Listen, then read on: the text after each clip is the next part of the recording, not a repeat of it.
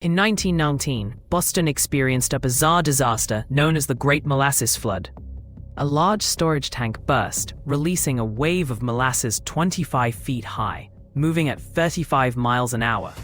It wasn't just a sticky situation. This molasses avalanche led to the deaths of 21 people and injured over 150.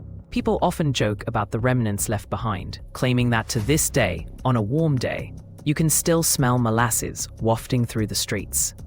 This unusual event reveals not just a sweet disaster, but also speaks to the consequences of industrial mishaps. Who knew that molasses could be such a sticky and deadly trouble?